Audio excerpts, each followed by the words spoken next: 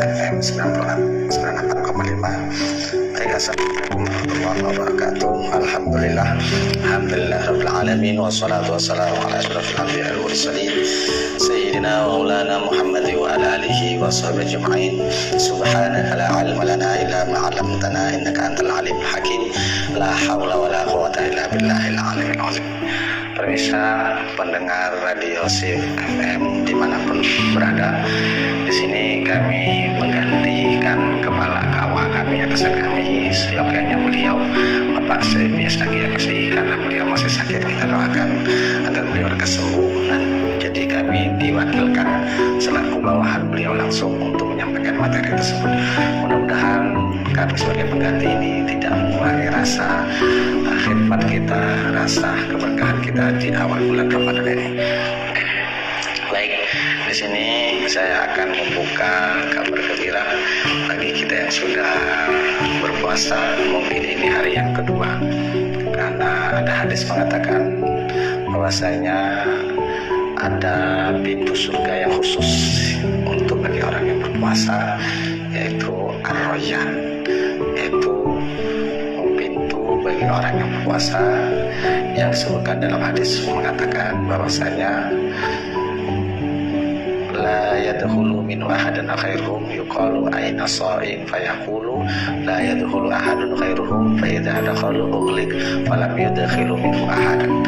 Jadi inna fil jannati baban, jadi di surga itu nanti ada satu pintu. Nah, pintu ini khusus bagi orang yang berpuasa. Ketika nanti di yaumul qiyamah dipanggil orang yang berpuasa, siapa orang yang berpuasa, maka mereka bangkit, dia yang duluan masuk dari pintu tersebut. Nah, dan bagi orang yang lain pintu tersebut ditutup. Maka gembiralah bagi kita yang sudah mendapat puasa yang hari yang pertama. Yang kedua, keutamaannya dari puasa di hari pertama ini, yang pertama yaitu melatih kesabaran kita. Karena hari-hari sebelumnya kita biasa makan bahkan 3 kali sehari, minum dan lain sebagainya. Ternyata di hari 1 Ramadan kita dilatih untuk menahan makan, minum, dan syahwat dan lain sebagainya.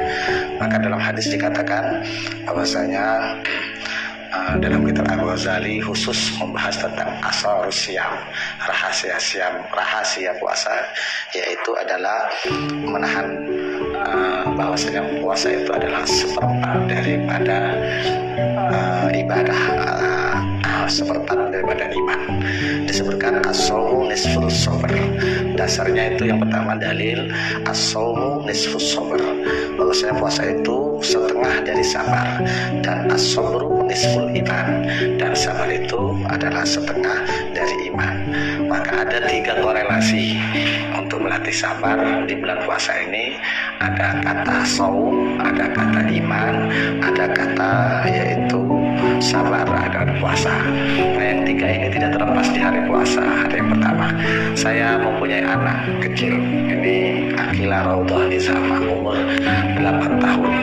Itu kalau hari pertama itu Masya Allah perjuangannya ya, sampai kalau jam-jam sekarang ini udah baring-baring itu di lantai, perutnya ditaruh di lantai, bahkan dia berendam. Nah, inilah yang dimaksud dengan bahwasanya puasa itu melatih kesabaran. Nah, ada juga dalil mengatakan bahwasanya walaupun ini hadisnya dhaif ya Ustaz, bahwasanya awaluhu rahmah wa awsatuhu maghfirah wa akhiruhu itqu minan nar. Disebutkan bahwasanya dalam hadis itu awal 10 pertama dari bulan puasa itu rahmah. Nah, ini walaupun hadisnya disebut dhaif, ini menunjukkan tanpa kasih sayang Allah yang diberikan kepada manusia, walaupun dia beriman dalam artian dia percaya Islam KTP, itu masih banyak yang tidak puasa. Nah, dan di sisi lagi yang dimaksud dengan rahmah itu adalah bahwasanya orang yang berpuasa itu pahalanya tidak bisa dideteksi oleh manusia. Maka dalam hadis katakan wa ana ajzi bihi, ini diskusinya saya yang membalasnya. Maka disebutkan as-shaumu li, puasa itu untukku. Nah, Maka dari segi tauhid, keberkahan puasa itu tidak bisa diperiodisasi antara awal, tengah sampai akhir. Itu sebagai motivasi fadhilul amal. Tapi secara hakikatnya, secara tauhid, dari awal sampai akhir puasa Ramadan mempunyai keberkahan yang luar biasa. Dalilnya siang malam itu bawa keberkahan. Dalilnya tadi man shoma, siapa yang berpuasa siang hari imanan, karena iman, wahtisaban, karena mengharap ikhlas, karena Allah Subhanahu wa taala ghufira lahu ma taqaddama min dzambi. Itu siangnya. Bahkan di malamnya man qoma, ini beda matangnya saja. Barang siapa yang menghidupkan malamnya di bulan Ramadan karena iman, wahtisaban, ghufira lahu ma taqaddama min dzambi. Allah hapus semua dosanya baik kecil maupun besar. Ini tanpa terkecuali. Ini menunjukkan rahmat Allah bagi orang puasa itu luar biasa. Nah, rahmat Allah itu tidak bisa dihitung. Tambah keimanan kita. Masalah anak, ya, inilah perlu latihan. Tadi saya di Mukaddimah, saya juga ada anak umur 8 tahun. Itu seperti itu. Ini tadi udah jam 3 udah berendam. Tapi alhamdulillah sudah 2 tahun yang lewat sudah dilatih puasa full. Nah, inilah pentingnya orang tua. Ku anfusakum wa ahlikum naro. Jagalah diri kalian dan keluarga kalian siksa api neraka. Termasuk mengajari anak puasa di usia dini itu adalah at-ta'lim wa tarbiyah. Itu adalah pendidikan bagi anak-anak. Masalah dia batal atau tidak, ini kaitannya tentang hal-hal yang membatalkan puasa. Secara umum, hal-hal yang membatalkan puasa itu sesuatu yang masuk ke lubang. Ya, kalau untuk anak-anak kira-kira berendamnya lama, selagi dia tidak tetelan, tidak itu bagi anak-anak ya tetap dia puasanya dinilai sebagai mempunyai kebajikan. Salah satunya pendidikan bagi beliau, bagi anak-anak, walaupun syarat puasa itu yaitu baligh, ya, baligh. Tapi dari kecil sudah dilatih. Kalau tidak dari kecil tidak latih, maka dia tidak bisa, ketika besarnya tidak akan bisa dia puasa. Nah, ini alhamdulillah untuk Mawar sudah dari kecil sudah 3 tahun sampai 10 tahun. Nah, insya Allah ini calon anak yang masuk dari pintu Ar-Rayyan, yaitu masuk surga dari pintu Ar-Rayyan. Nah, jadi tidak membatalkan kalau selagi dia tidak masuk daripada mulut, daripada kalau kentut. Nah, itu hati-hati. Tapi bagi anak kita kasih pengertian saja, tarbiyah, karena Ramadan ini bulan tarbiyah juga bagi anak-anak. Sampaikan dengan baik. Kalau nak berendam, ya tadi udah ada inisiatif dari ibu, kalau sudah umur 10 tahun dia tidak usah berendam, mandi baik, ya tidak apa-apa mandi, ya. Karena inilah keutamaan dari puasa ini harus dilatih kesabaran, terutama anak-anak. Orang tuanya juga ikut sabar, terutama membangun malam hari, ya, anak-anak, ya luar biasa, sampai 3-4 kali membangunnya, baru kita gendong, kita duduk, insya Allah bernilai kebajikan insya Allah Subhanahu wa ta'ala. Itu saja. Jadi selagi tidak ada air yang masuk ke mulutnya, masuk ke dari lubang duburnya, misalnya kentut, ya, insya Allah puasanya tetap dibernilai kebajikan. Ini saya coba jawab, tapi pertanyaannya bukan untuk diri, kayaknya untuk ibunya, jangan, ya. Kalau kita bertanya itu untuk ke diri, insya Allah. Makanya saya jawabnya nanti ke diri. Kebetulan saya pengalaman sama persis seperti siapa tadi yang di Talang Ipo? Al-Mukhti. Sama, saya sudah alami. Makanya salah satu obatnya puasa itu, latihan sabar. Al-saumu nisful sabar. Jadi puasa ini salah satu untuk melatih batin kita, salah satunya jangan buruk sangka dan lain sebagainya. Yang pertama yang harus kita lakukan, saudara Muhti, tetap berlaku baik, ya. Nah, untuk berlaku baik itu, maka ketika kita melihat fenomena yang terjadi dalam diri kita, jangan masuk ke dalam diri kita. Maka yang kita dilatih puasa itu yang pertama melatih, kalau puasa tingkat khawas itu bukan menahan makan, minum, sama syahwat saja, tapi dilatih bagaimana mata, telinga itu agar tidak jauh dari Allah Subhanahu wa ta'ala. Dalam konsep saman itu seperti ini, suhudul wahda, melihat kesatuan, fil kathro, dalam keadaan yang banyak. Saya pernah juga yang dialami Mufti, ini malahan mamang sendiri, ini nggak senang dengan anak saya yang pertama. Itu make sampai ada kalimat yang tidak sangat menyakitkan bagi diri kita. Tapi kalau kita sudah melatih, semua geraknya itu karena Allah yang menggerakkannya, kita balikan kepada Allah, maka kita akan nerima. Maka disinilah kita melatih, mendengar itu jangan kita yang mendengar, melihat itu jangan kita yang melihat. Itulah puasa. Puasa itu kalimatnya li, untukku, ini kesadaran ketuhannya, bukan kembali kepada diri, langsung serahkan kepada Allah. Maka untuk menyerahkan kepada Allah itu harus mengenal. Kalau tidak mengenal, menyerahnya kemana? Akhirnya nyangkutnya ke pikiran, nyangkutnya ke batin, sehingga kita penyakit hatinya tumbuh. Nah, maka di zaman itu untuk melatih menyerahkan diri kepada Allah itu 7 sifat itu digali dalam dirinya. Termasuk dalam puasa ini 7 sifat itu jangan lupa. Qudrat, iradat, ilmun, sama, basor, kalam. Kita bisa mendengar karena Allah yang mendengarkannya, kita bisa melihat karena Allah melihatkannya. Artinya ketika ada fenomena yang tidak sesuai dengan diri kita, termasuk orang tua yang tidak senang dengan diri kita, maka kita cepat pasrahkan kepada Allah. Wasta'inu bis-sabri was-shalah. Ini sabar. Mintalah dengan Allah sabar dan sholat. Saya sering mendengar seperti itu. Kalau dulu saya sering langsung masuk ke otak, dianalisis bahwa saya tidak pernah salah, saya orang yang, nah ini area subjektif. Tapi kalau kita serahkan kepada Allah, minta jedah. Nah, jedah ini disebut sabar. Dalam puasa seperti itu, jedah, melatih jedah. Ciri orang yang puasanya berhasil yaitu ketika dia dimarahin orang, dia ngomong ini soim, aku ini puasa. Nah, sabar itu seperti itu. Jadi yang dilatih, kenapa kita tersinggung? Serahkan kepada Allah.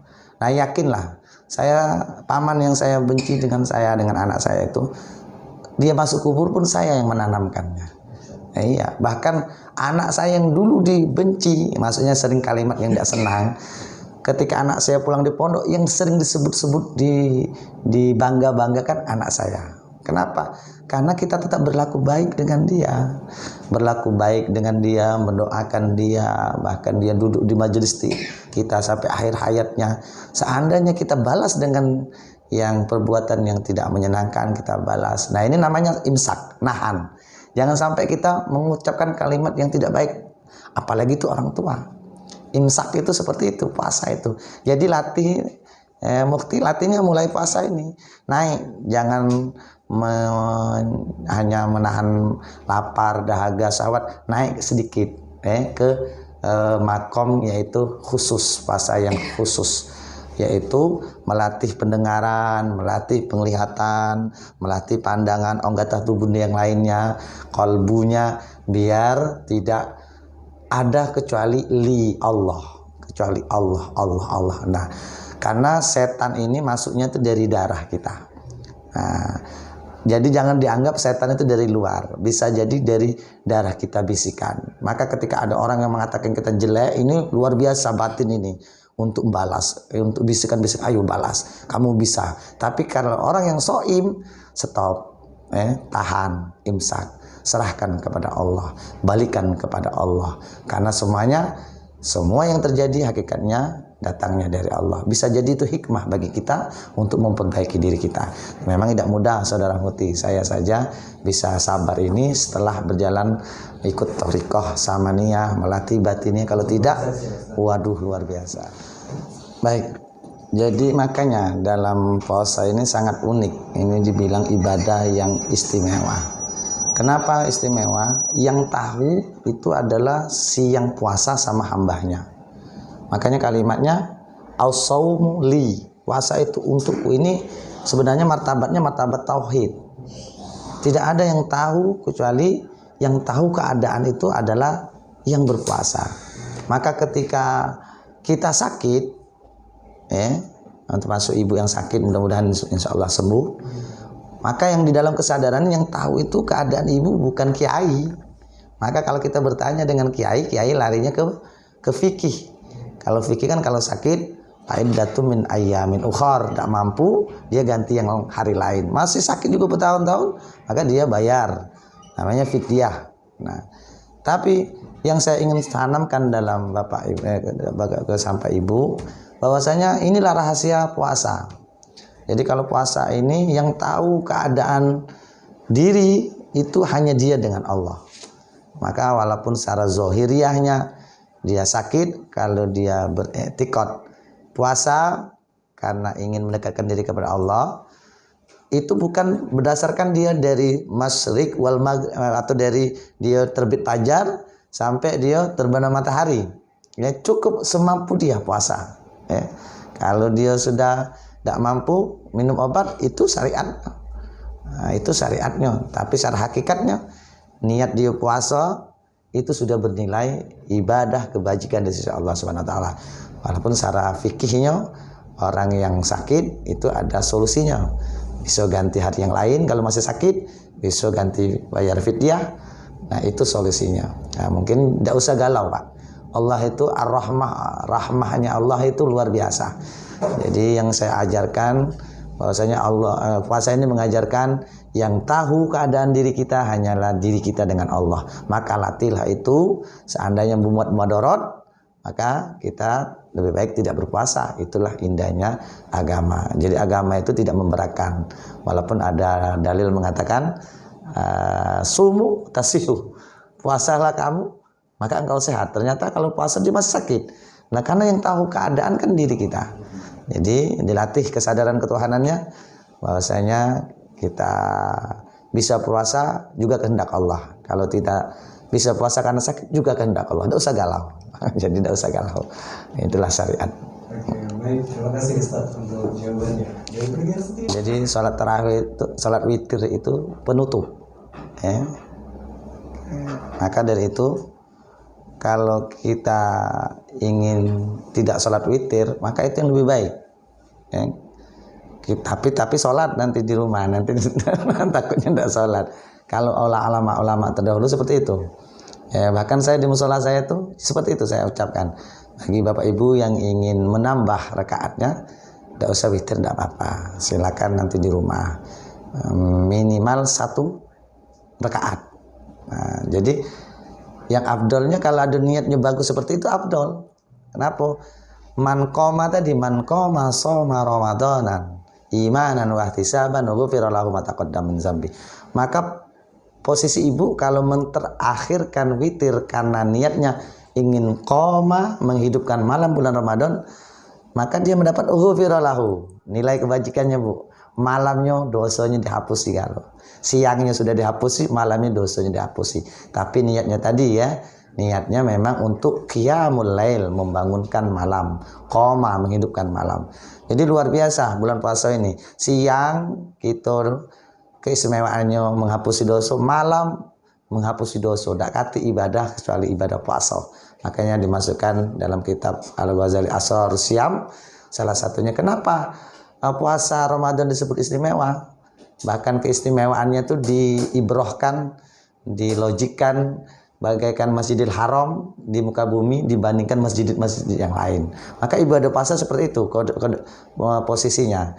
Kenapa? Ya tadi dia siang, walaupun dia misalnya pedagang, dia pedagang dengan kesadaran puasanya tetap berdagang, dia tetap menghidupkan, maka dia mendapat pengampunan. Malamnya dia bangun, tapi tidak bisa biasanya dua-dua. Saya sudah mencoba Ustaz, dua-dua. Malam saya bangun, siangnya KO. Jadi Allah itu rahmanya luar biasa di bulan puasa. Nah, bagaimana dengan orang yang puasa tapi tidak sholat? Nah, kita kategorikan saja itu awam, bukan masuk umum. Masuk, kalau dalam Ghazali itu ada 3 tingkatannya.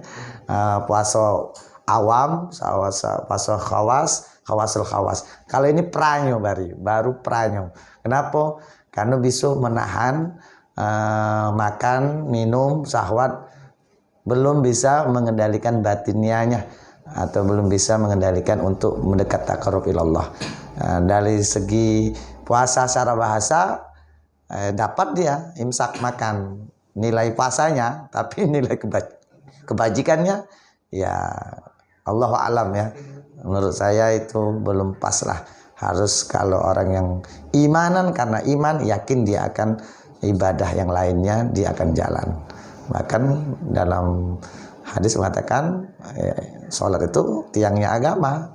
Maka kalau orang sholat pasti puasa, orang puasa pasti dia sholat. Nah itulah. Tapi kita tidak bisa menjustifikasi bahwa orang itu sesat atau orang itu tidak terima, tidak usah. Ini untuk diri kita. Kita mengkaji agama jangan bertanya untuk orang lain, tapi untuk diri kita. Karena kalau kita bertanya untuk orang lain, Allah itu rahmatnya kita tidak bisa tebak. Jangan sampai tahu dia zohirnya seakan-akan dia jauh, tapi di akhir hayatnya dia yang dekat dengan Allah. Itu ya mukallibal qulub, wahai yang membolak-bolakkan hati. Maka kita berdoa, tsabbit qalbi ala dinik, mantapkan hati kami untuk dalam ikhlas dalam beragama. Jadi saya harap ibu, tidak usah kita menilai orang, biarlah kita doakan agar dia tahun ini mungkin dia hanya puasanya bisa menahan makan, bisa tidak makan, tidak minum, bisa menahan syahwatnya. Kita doakan kesadaran ketuhanan tahun depan berangsur-angsur dia mendekatkan diri, laksanakan ibadah sholat. Kita husnuzon saja. Baik, terima kasih Ustaz untuk jawabannya. Dan masih kami nantikan pendengar setia masih artis sesuatu sah atau tidak maksudnya tadi. Puasanya tetap sah. Karena syarat puasa itu kan niat menahan makan minum dari terbitnya matahari sampai terbenamnya. Mandi junub ya sholatnya yang tidak sah. Toharonya. Ya, karena rukun puasa itu kalau dia udah masang niat ketika di sahur, terus dari puasa dari batas waktu yang ditentukan, misalnya dari imsak atau dari azan sampai terbenam matahari, maka sholat itu puasanya secara syariat sudah sah. Mandi junubnya itu berkaitan dengan ibadah sholat. Nah itu. Nah inilah itu kalau ulama terdahulu itu puasa ini walaupun di dalam Al-Quran wala rafasa, boleh kita mendekati istri kita ketika bulan puasa. Tapi bagi orang alim, orang yang khawasul khawas, itu malahan tidak dipakai Pak syahwat itu. Dia siang malam dilatih. Kenapa? Ya takutnya seperti itu tadi. Ya, akhirnya dia ya itu mandinya, bangunnya. Karena kalau sudah kita berhubungan itu luar biasa ya. Kalau yang cowok itu tidurnya nyenyak, bisa-bisa sholat subuhnya. Maka bagi orang-orang yang mengagungkan bulan puasa ini bulan berkah, dia siang malam menghidupkannya. Bahkan syahwatnya pun siang malam itu tidak dipakai. Ini yang kejadian akhlak-akhlak orang-orang yang alim terdahulu. Kalau kita yang tidak ya, kita masih tahap awam. Ya. Bahkan itu disyariatkan, boleh, boleh kita mendekatkan, menilai ibadah juga karena Allah Subhanahu Wa Taala. Jadi puasanya sah ya. Pertemuan awal setengah jam ya, sejam lebih, yang dapat kita simpulkan bahwasanya puasa itu melatih sabar. Nah, dari hari pertama kedua ini sabar itu harus dilatih. Kenapa? Di lingkungan kita banyak yang tidak puasa. Buktinya banyak yang nanya tentang uang di sekitarnya, dia puasa tapi tidak sholat. Kita sabar. Jangan langsung menjustifikasi mereka, latih sabar. Terus ada yang nanya dia masih pembohong, maka sabar yang sebenarnya diilustrasikan dalam hadis itu bukan ketika kita tidak ada apa-apa, tapi ketika kita masuk dimensi itu bisa tidak sabar. Nah, misalnya dalam hadis dikatakan kalau kau diajak bergocok, berkelahi, nah ini udah masuk dimensinya nih, emosi naik, darah naik ke otak, ingin balas. Bisa tidak kamu ucapkan ini soim, aku berpuasa. Nah, kalau sudah sampai makom itu Ustaz Har, yakin tidak akan dia melihat orang lain, dia akan melihat ke dirinya. Karena apa? Puasa itu pengendalian diri, bukan pengendalian orang. Yang banyak ini orang ini puasa mengendalikan orang. Tidak bisa, karena kalau belajar tauhid itu pengendaliannya ke diri, latihnya ke diri, bertanya pun ke diri. Maka jangan sampai kita menilai orang, jangan-jangan kita puasanya masih tahap awam, tahap makom umum, masih sekedar hanya untuk menahan makan, menahan minum, menahan syahwat dari terbit matahari sampai terbenam. Kita naikkanlah, melatih hati, jangan seuzon dengan orang, biarkanlah inilah yang disebut 10 hari utama. Di hari pertama kita harus melatih kesabaran. Dengan kesabaran ini insya Allah akan terbuka hijab yang 10 hari yang ke depannya. Insya Allah ya akan terbuka hijab maghfirah, hijab itqun minar, hakikatnya akan terbuka. Nah, mudah-mudahan closing statement ini 10 hari pertama yang perlu kita latih sabar melihat orang tidak berpuasa, sabar melihat anak-anak kita. Yang ini kan pertanyaan tentang situ. Sabar dengan sakit dalam diri kita. Ini bulan puasa, ternyata kita ditakdirkan untuk sakit, tetap sabar. Nah, dengan kesabaran ini maka akan terkonek antara dirinya dengan Allah. Inilah as-saumli, dirinya dengan Allah. Kalau sudah terbuka, insya Allah semuanya menjadi rahmat. Awaluhu rahmah, melihat kejelekan pun menjadi rahmah, tidak suuzon. Melihat kebaikan lebih rahmah lagi, ziyadatul khair, bertambah kebajikan. Nah, inilah closing statementnya. Mari kita latih dengan puasa ini, melatih kesabaran. Dengan sabar insya Allah kita menjadi puasa yang tadinya puasa umum menaik ke khawas dulu. Nah, dengan istiqomah di khawas insya Allah kita naik ke khawas. Ini namanya riyadhah, latihan. Mungkin itu saja saya dari awal sampai akhir. Kalau ternyata kata salah yang salah, minta maaf, pada Allah mengampun. Terima kasih Ustaz Tahar. Ini mamang kami, beliau jihad sungguh-sungguh berdakwah di Banyasin. Saya juga terbantu, kami KUA juga terbantu. Kita doakan sama-sama kita tetap istiqomah. Insya Allah dengan istiqomah kita membawa rahmatan lil alamin. Assalamualaikum warahmatullahi wabarakatuh. Waalaikumsalam.